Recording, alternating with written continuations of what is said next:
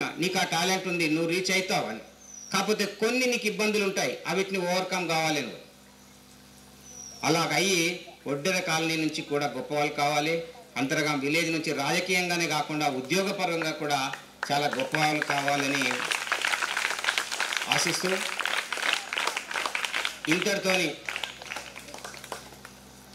నా యొక్క 56 సంవత్సరాల పాఠశాల జీవితం ముగుస్తుంది. నేను 56 సంవత్సరాల నుంచి రెగ్యులర్గా పాఠశాలకు వెళ్తున్నాను, ఎప్పుడు ఆపలే. 5 సంవత్సరాల వయసులో మా తల్లిదండ్రులు పాఠశాలలో వేస్తే అప్పటి నుంచి ఇప్పటి వరకు రెగ్యులర్గా పాఠశాలకు వెళ్తున్నాను. 10th ఇంటర్మీడియట్ టీచర్ ట్రైనింగ్ ఉద్యోగం ఎక్కడ ఆగలేగా, రెగ్యులర్గా స్కూలే అనమాట.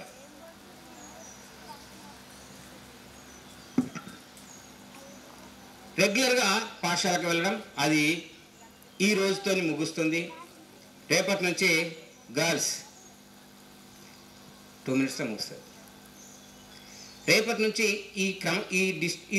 దీన్ని ఇంకో రూట్లోకి నేను మార్చుకోవాలి. ఒకేసారి అన్ని ఎత్తేసి డిస్టర్బ్ అయిపోవడం కాదు, ఈ క్రమశిక్షణ దీన్ని ఇంకో రూట్లకు నేను మార్చుకోవాలి. దానికి మీ ముందు నేను ఇంత మాట్లాడే అవకాశం, మీరు ఇంత ఫ్యూనరల్ ఆఫ్ సైలెన్స్గా ఉండి నాకు మాట్లాడే అవకాశం ఇచ్చిండ్రంటే, నేను చేసిన కృషిని మీరు అందరూ చెప్తున్నారంటే నా ఒక్కరి కృషే కాదు, అందరిది, మా కుటుంబ సభ్యుల్ది అని చెప్పినాను. నా పిల్లలు కూడా, మా మేడం మా మిస్సెస్ ఏ విధంగా సహకరించిందో, నా పిల్లలు కూడా చాలా విషయాల్లో నన్ను ఎప్పుడు ఇబ్బంది పెట్టలే, ఎప్పుడు ఎక్కడ ఇబ్బంది పెట్టలే.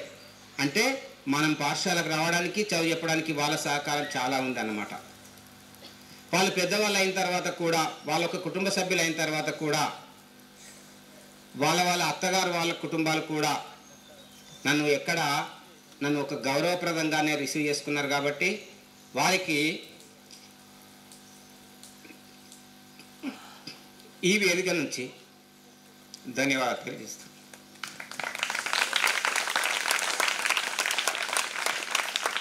ఇక మా తల్లిదండ్రులు, మా తల్లి చాలా కష్టపడి సార్ చెప్పినట్టు రాత్రి బీడీలు చేస్తే నిద్ర విపరీతంగా వస్తే కాసేపు సాట పక్కకు పెట్టి గిట్ల కొద్దిసేపు నిద్ర పోయి లేచి మళ్ళీ వేస్తుండే. అప్పుడు బీడీలు చేస్తే ఎక్కువ పైసలు చేయదు, ఎందుకంటే దసరా వస్తుంది, నా కొడుకులకు బట్టలు కొనాలి, బడి స్టార్ట్ అవుతుంది, నా కొడుకులకు పుస్తకాలు కొనాలి, ఆ విధంగా. కాకపోతే మా అమ్మ ఒక 13 సంవత్సరాలు చాలా హ్యాపీ, ఎందుకంటే నేను చదువు వెంటనే ఉద్యోగం వచ్చింది. నాకు చాలా గర్వంగా, మా బంధువులందరికల్లా నేనే ఫస్ట్ ఎంప్లాయ్. అంటే మొదటి మా మేనత్తల తరం కాకుండా మా మేనమామల నుంచి చూస్తే నేనే మొదటి ఎంప్లాయ్. బంధువులందరిలో మా అమ్మ చాలా గర్వంగా నా కొడుకు ఉద్యోగం చిన్న వయసులోనే చేశాను, అది కూడా ఒక రకంగా రుణం తీర్చుకున్నాను. తర్వాత మా నాన్నగారు, మా నాన్నగారు బాగా అమాయకుడు, బాగా మంచి వ్యక్తి, సిస్టమేటిక్. కాబట్టి ఎట్లా అంటే చెప్తా మీకు ఈ సందర్భంగా చెప్పాలనుకున్నాను. సందర్భంగా మా నాన్న తక్కువ అంటే ఆ రోజుల వేతనం ఎంతనో కానీ ప్రైవేట్ ల్యాండ్ లార్డ్స్ దగ్గర పనిచేసేవాళ్ళు మా నాన్న, అంటే భూస్వాముల దగ్గర పనిచేసేవారు, చిన్న గుమస్తా ఉద్యోగం. ఆ వచ్చిన జీతాన్ని జాగ్రత్తగా తీసుకొచ్చి మా అమ్మకి ఇచ్చేవారు, రూపాయి ఖర్చు చేయకుండా. మా అమ్మ తను చేసిన బీడీల పైసలు ఇవి కలిసి మన పిల్లల అభివృద్ధికి ఎట్లా అని, చదువుకే అభివృద్ధి అంటే వేరే ఏం కాదు, చదువుకే తక్కువ ఖర్చు అయినా ఆ విధంగా చేసింది. నాకు ఉద్యోగం వచ్చిన తర్వాత మా నాన్న కూడా అంతవరకు, మా నాన్న కొద్దిగా చదువుకున్నారు కాబట్టి, చదువుకున్న వాళ్ళ సాన్నిహిత్యం ఉంది కాబట్టి మా నాన్న ఆలోచన నా కొడుకులను చదివించాలనే కోరిక ఉంది కాబట్టి చదువుకున్న వాళ్ళతో సాన్నిహిత్యం ఎక్కువ మా నాన్నకు. అప్పటికే నాకు తొందరగా ఉద్యోగం వచ్చినాక మా నాన్న కూడా నా కొడుకు ఎంప్లాయ్, గవర్నమెంట్ ఉద్యోగం వచ్చింది అని మంచి హాయిగా నిరందంగా ఉన్నారు. నాకు ఉద్యోగం వచ్చిన తర్వాత 3 సంవత్సరాలకు తనగా ఉద్యోగం ప్రైవేట్లో ఉద్యోగం చేయడం మానేసి ఉన్నారు. ఆ తర్వాత కూడా మా నాన్న ఎప్పుడైనా కానీ అందరు ఎవరి టీచర్స్ ముచ్చట ఏదొచ్చినా పేపర్లు వచ్చినా చూసుకుంటుండే, నా కొడుకు ఎట్లున్నాడు, మరి వీళ్ళు చూసి నా కొడుకుది ఎట్లా ఉంటుంది, బయట మాట్లాడకు హ్యాపీగా ఉంటుండే, వింటుండే. స్కూల్ టైం అవుతుంది, ఇప్పుడు మా ఇంటికాడ ఇట్లా ఉన్నప్పుడు 4:45 అయింది, 5 అయింది అంటే గది మీద కూర్చొని చూస్తుండే. మావాడు ఇంకా వచ్చి ఇంకా వస్తలేడు, మైపల్ గారు మావాడు వస్తుండే, అవి అంత ప్రేమ. మరి అంత ప్రేమ వాళ్ళని కూడా అలాగే చూశాం మేము అని మేము అనుకుంటున్నాం.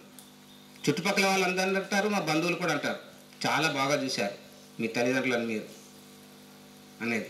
అది కూడా ధన్యులమైన, అంటే నా ఒక్కంది కాదు, అది నా సహధర్మచారిని. ఆ విషయంలో నాకంటే ఎక్కువ గ్రేట్ ఆమెదే. ఈ సందర్భంగా ఆమెకు నేను కృతజ్ఞతలు చెప్పాలి.